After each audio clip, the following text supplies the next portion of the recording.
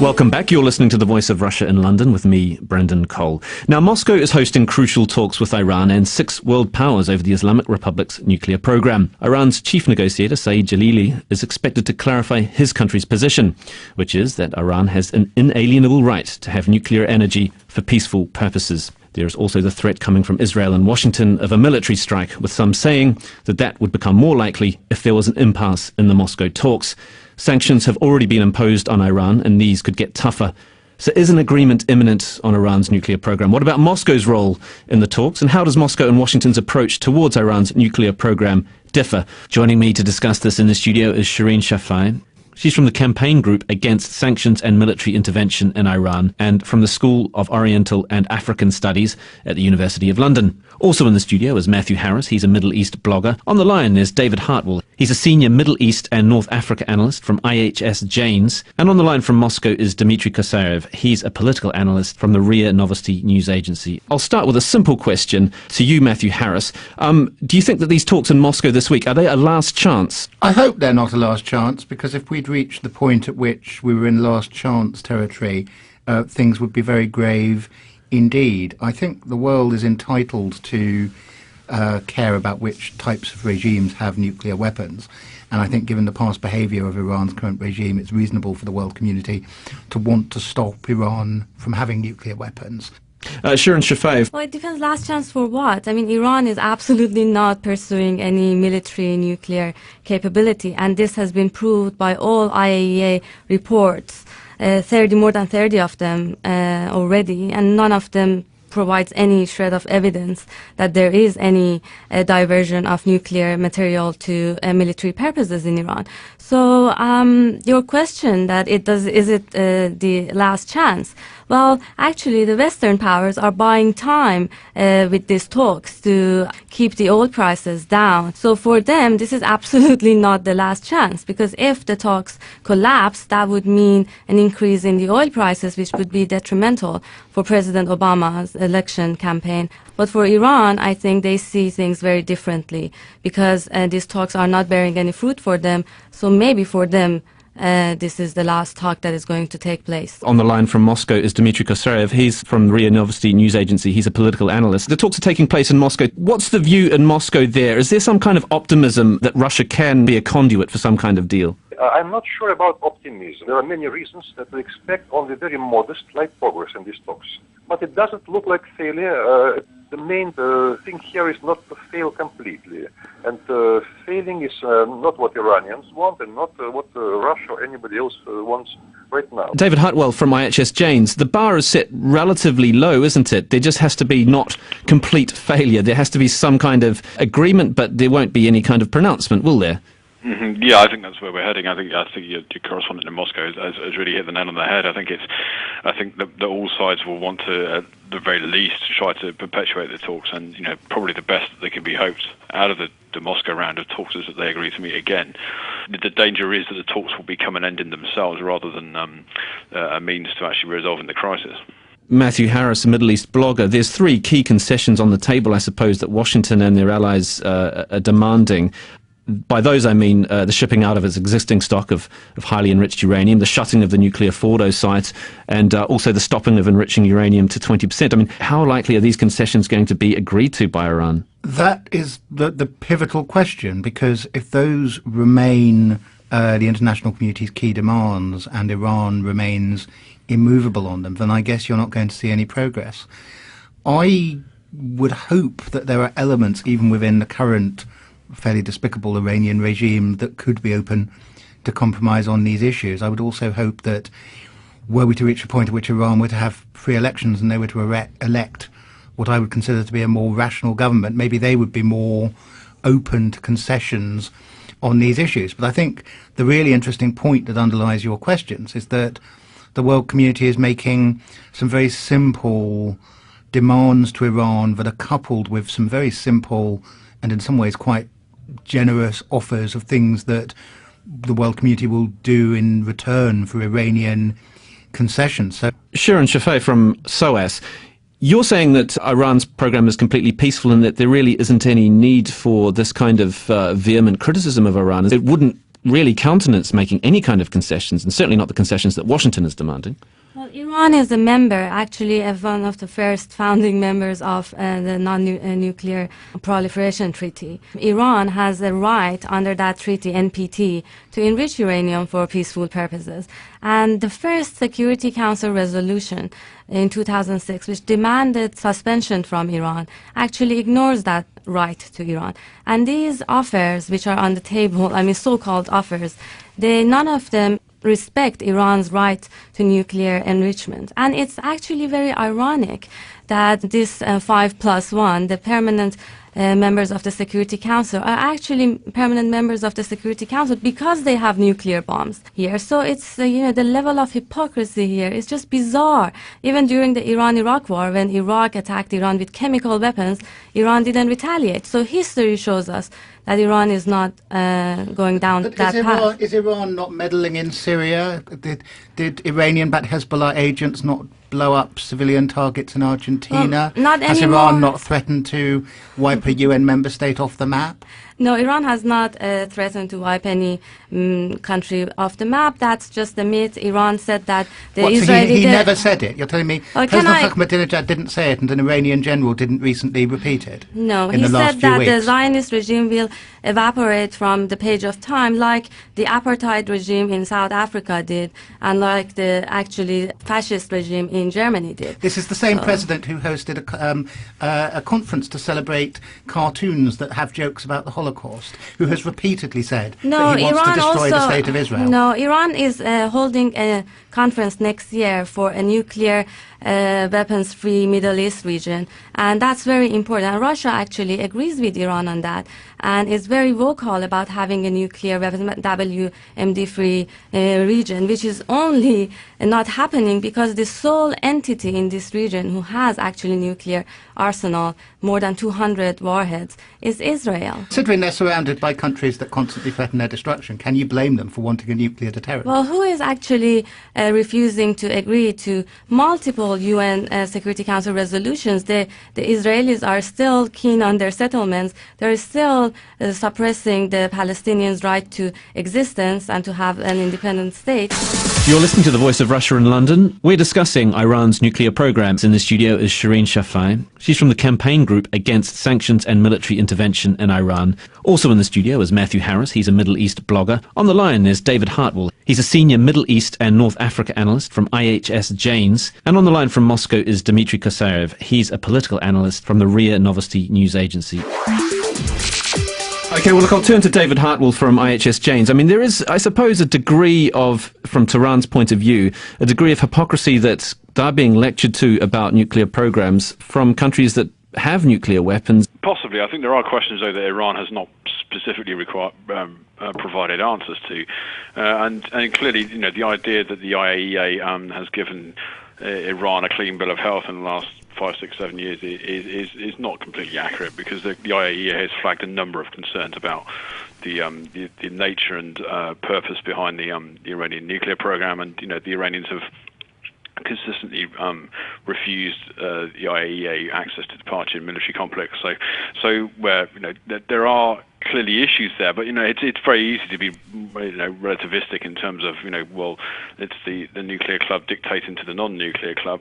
But if Iran's nuclear program is purely for civilian purposes, then why has it consistently failed to provide adequate reasons for its enrichment program, which is arguably well beyond the needs for a civilian program? Well, Shireen Shafai, I'll throw it back to you. There is no. It seems like the line has shifted, that there is an acceptance that Iran will have lower enriched uranium, but the desire to have 20% enriched uranium, which is not far away from making weapons grade material, is the sticking point, and that's really what Iran can't justify, can it? No, it can justify, because Iran already has offered not to enrich up to 20% in return for nuclear fuel, but nobody actually in the nuclear club offered to provide Iran with that. So Iran had to go ahead, and that's not for energy purposes. That's actually for medical purposes. Because hold on a second. Wasn't the deal last year in January, the offer for the French and the Russians would provide Iran with the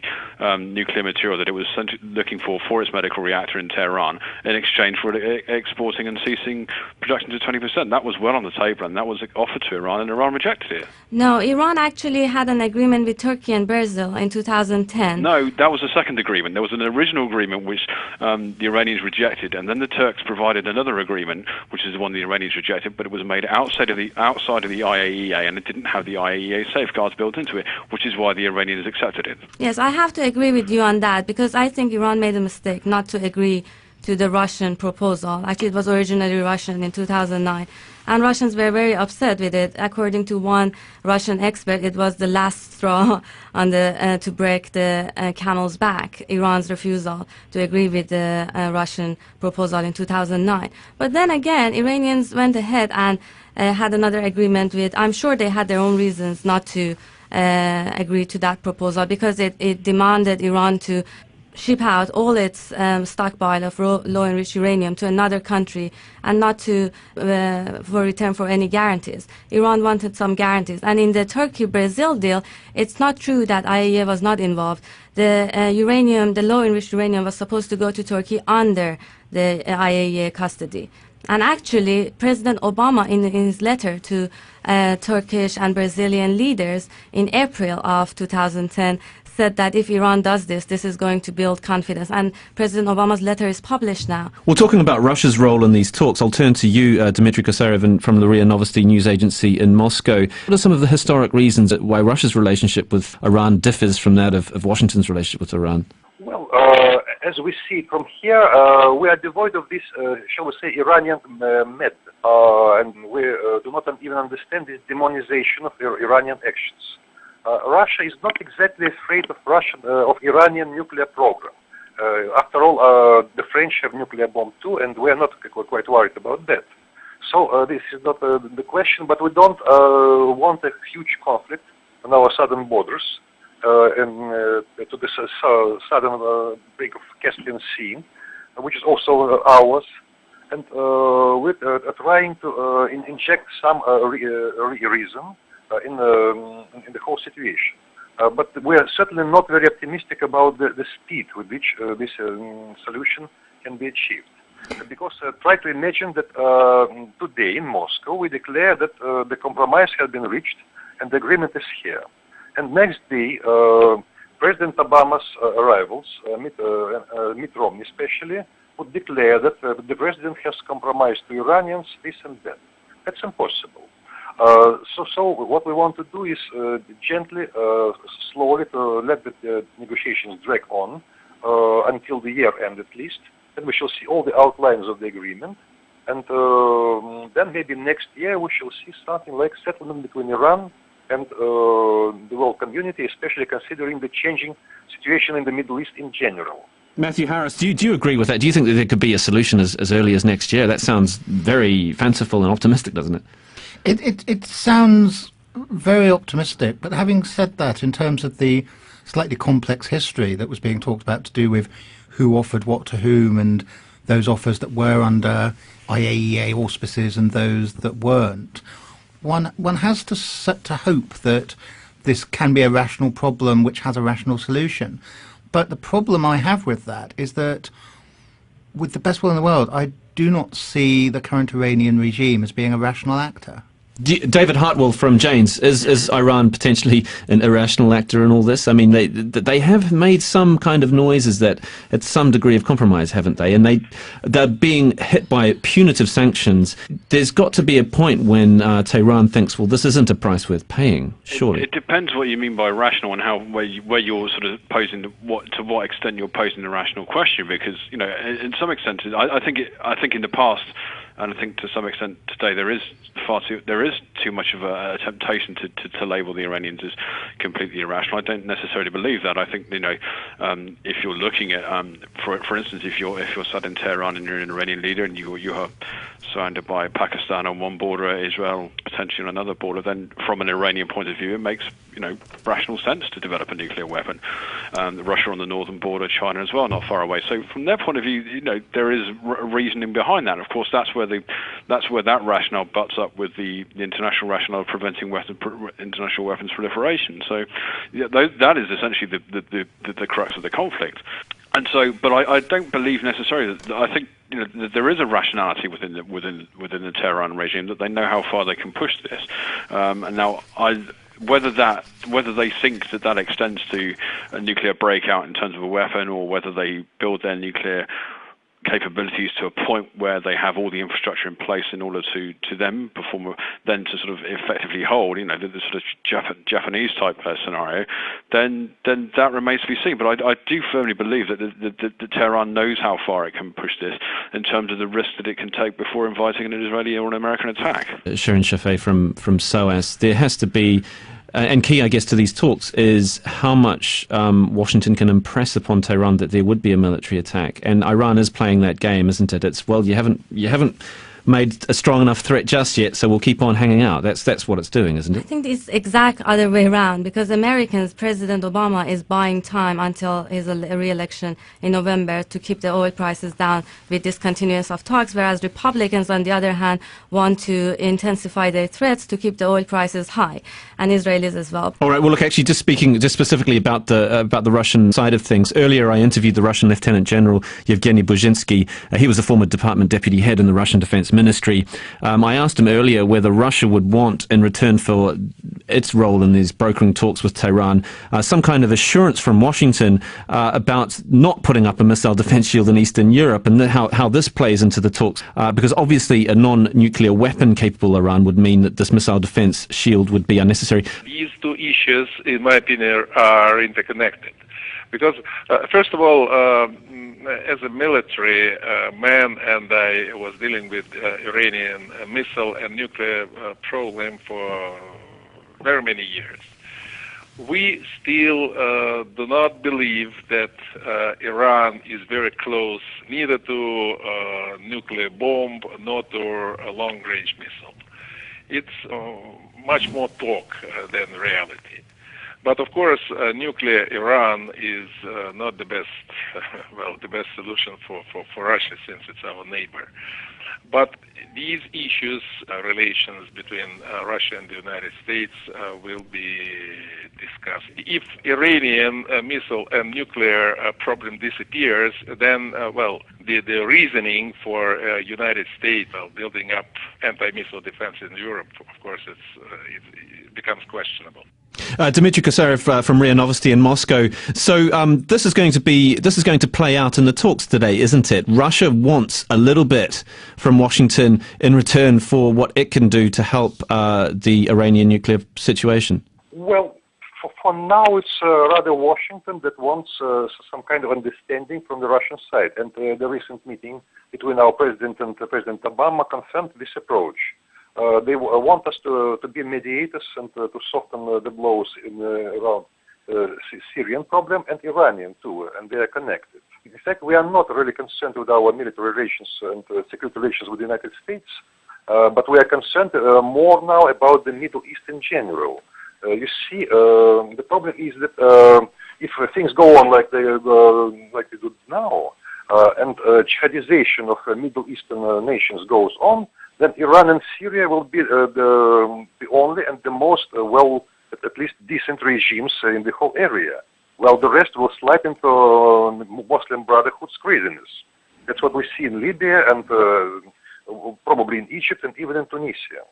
So the whole situation will change, and next year Washington may really want to ask us about our opinion, what to do in a new Middle East, and what to do with Iran in this case. They will probably really need a friendship with understanding with Iran to contain the leftovers of this Middle Eastern jihadization, which nobody knows when it stops. Shirin Shafei from SOAS. I mean, what do you make of the Russia's position here? Why does Tehran why are they prepared to do business with Moscow? Bilateral relations between Moscow and Tehran, and Moscow and Washington, and they are very interesting. As you mentioned, Russia and United States had this kind of thing going on in Seoul when President Obama asked Medvedev to ask Putin to give him space so that he can deal with the missile defense when he gets back to power in November. But in fact, I think Russians would make a mistake if they trust a vague promise of an American president with slightly uncertain future over their relation with Iran. And also, President Obama doesn't have a very good reputation of keeping promises, both in terms of his relations with Middle Eastern former allies and in terms of all the promises that he made to his own people. So I don't think that that's a very good idea that the Russians are pursuing to give him space over Iran in the hopes that he will solve their missile defense problem in November. You're listening to The Voice of Russia in London. We're discussing Iran's nuclear programs. In the studio is Shireen Shafai. She's from the campaign group against sanctions and military intervention in Iran. Also in the studio is Matthew Harris. He's a Middle East blogger. On the line is David Hartwell. He's a senior Middle East and North Africa analyst from IHS Janes. And on the line from Moscow is Dmitry Kosayev. He's a political analyst from the RIA Novosti news agency. David Hartwell from Janes. This could hammer Obama and come the next election if there's no real kind of resolution here. Yes, I think clearly Obama is worried about perhaps appearing weak on his foreign policy aspects to the vote in November. I do think on the Iranian issue there is a fairly level consensus within the American political and military establishment that military action against Iran is not advisable. Matthew Harris, you blog about the Middle East, and I guess Washington, before any kind of military strike is countenanced, it has to give the green light to Israel, and it's not going to do that, is it? That's a really, really interesting question, because technically the Israelis could do it without American approval. Having said that, the relationship that since the 1970s the State of Israel and the United States have had, the very close alliance they've had, means that it would be politically, one would argue, very difficult for an Israeli Prime Minister to do something like that without the explicit or implicit support of the Americans. And I think it's interesting in terms of the US presidential election that, yes, there are going to be voters, particularly Republican voters, who are saying, let's go and drop bombs on people. But there are also going to be an awful lot of other voters who find the idea of a war with Iran terrifying and will be voting for Obama in the hope that sanctions succeed and that a catastrophic conflict can be averted. I think it is worth saying. Can I just add to that? I think there are question marks over whether Israel can effectively take the type of action you're talking about, and certainly not. I think that's why the Israeli strategy is effectively to put pressure on the Americans to get the Americans to take any action for them. You mean in logistical terms, they need some sort of right? Okay. In practical and technical terms, I think there are huge question marks over whether Israel can inflict the level of damage it would need to set back the program. And that's Sharon Shafai, isn't that part of Tehran's game? They've got to overplay the significance. They've got to suggest that there would be conflagration. It would be carnage in that region of the world should there be a military strike. And in actual fact, maybe Washington's banking that it might not necessarily be the case. Iran doesn't really count Israeli attacks into its calculations because it knows that Israel cannot do that. Iran already has a weapon, and it's not a nuclear weapon. It's its control over the Strait of Hormuz, when the world economy depends on that for its energy supply. And in the case of let's not forget the Iranian economy also depends on the Strait of Hormuz. Yes, it does. But if, there is a nuclear attack against Iran, such as those surgical attacks, or all the options are on the table, according to the American president, which includes a nuclear attack, that means mutually, assured destruction for Iran if Iran were to have a nuclear bomb. But its closure of the Strait of Hormuz could be equally successful and effective. So Iran doesn't need to have a nuclear weapon, because if it had a nuclear weapon, it would be more like North Korea, more isolated and really, detested by the rest of the international community. But its control over the Strait of Hormuz is already good enough.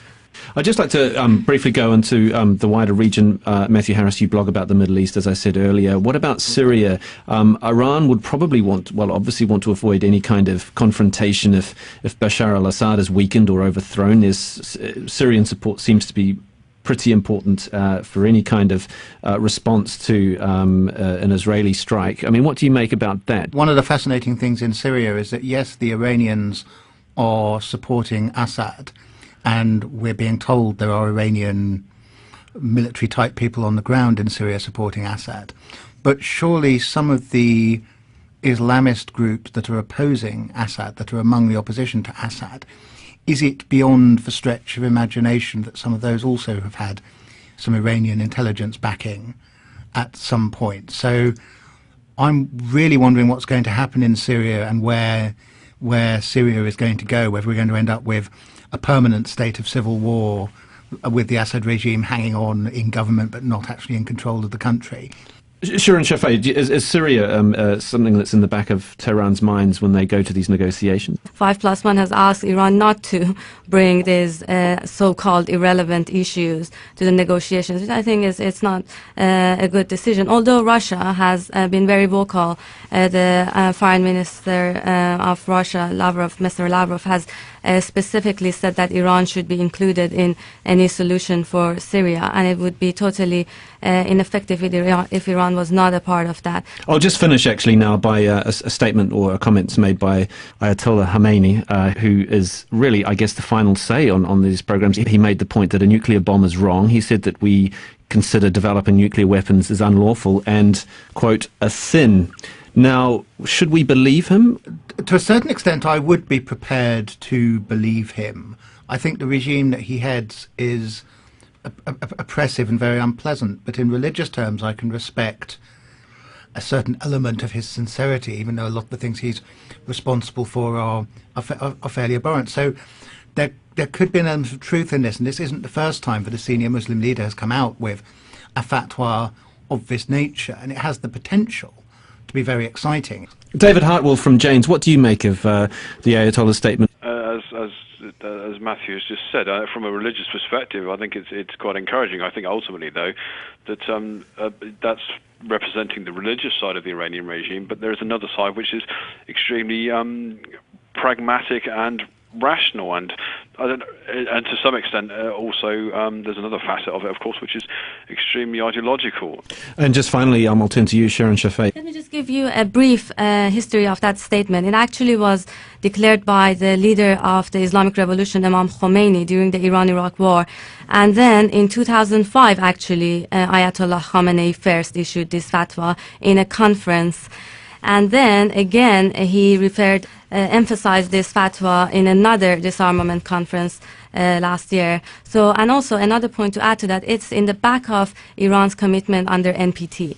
This fatwa is legally binding for Iranians who are Shias. So it's not just ideological, it's legally binding. I'd like to end now by thanking all of my guests for joining me on The Voice of Russia in London. That's Shirin Shafei from the Campaign Group Against Sanctions and Military Intervention in Iran, and from the School of Oriental and African Studies at the University of London. Matthew Harris, a Middle East blogger. David Hartwell, a senior Middle East and North African analyst from IHS Janes. And Dmitry Kosarev, political analyst from the RIA Novosti news agency in Moscow.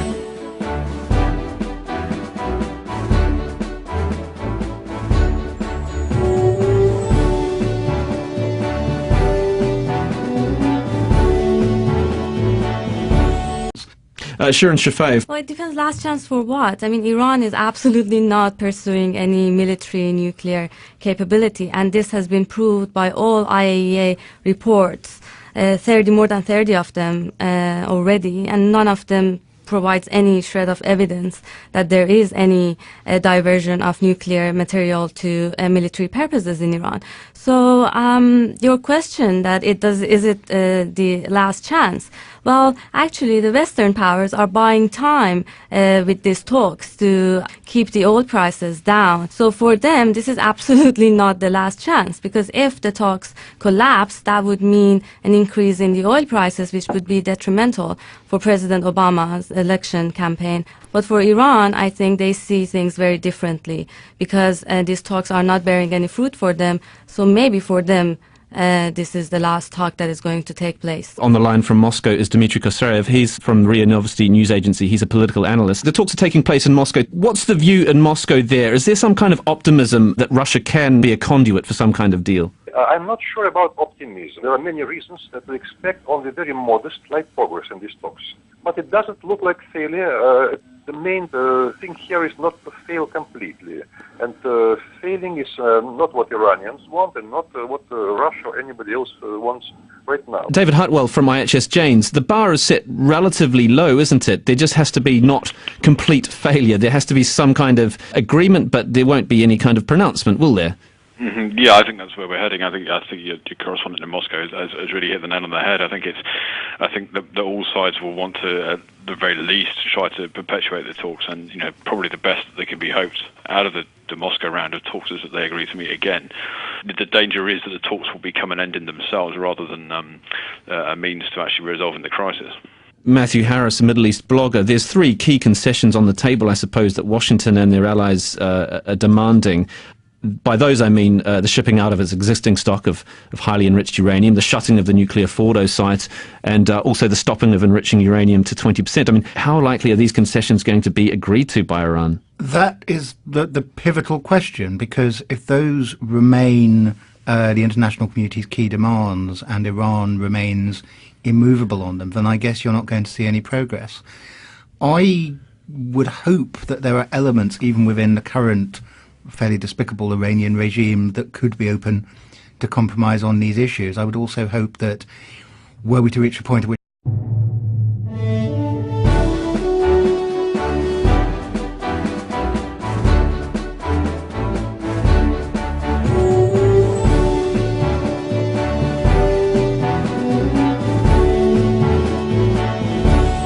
Welcome back. You're listening to The Voice of Russia in London with me, Brendan Cole. Now, Moscow is hosting crucial talks with Iran and 6 world powers over the Islamic Republic's nuclear program. Iran's chief negotiator, Saeed Jalili, is expected to clarify his country's position, which is that Iran has an inalienable right to have nuclear energy for peaceful purposes. There is also the threat coming from Israel and Washington of a military strike, with some saying that that would become more likely if there was an impasse in the Moscow talks. Sanctions have already been imposed on Iran, and these could get tougher. So is an agreement imminent on Iran's nuclear program? What about Moscow's role in the talks, and how does Moscow and Washington's approach towards Iran's nuclear program differ? Joining me to discuss this in the studio is Shireen Shafai. She's from the campaign group against sanctions and military intervention in Iran, and from the School of Oriental and African Studies at the University of London. Also in the studio is Matthew Harris. He's a Middle East blogger. On the line is David Hartwell. He's a senior Middle East and North Africa analyst from IHS Janes. And on the line from Moscow is Dmitry Kosarev. He's a political analyst from the RIA Novosti news agency. I'll start with a simple question to you, Matthew Harris. Do you think that these talks in Moscow this week, are they a last chance? I hope they're not a last chance, because if we'd reached the point at which we were in last chance territory, things would be very grave indeed. I think the world is entitled to care about which types of regimes have nuclear weapons. And I think given the past behaviour of Iran's current regime, it's reasonable for the world community to want to stop Iran from having nuclear weapons.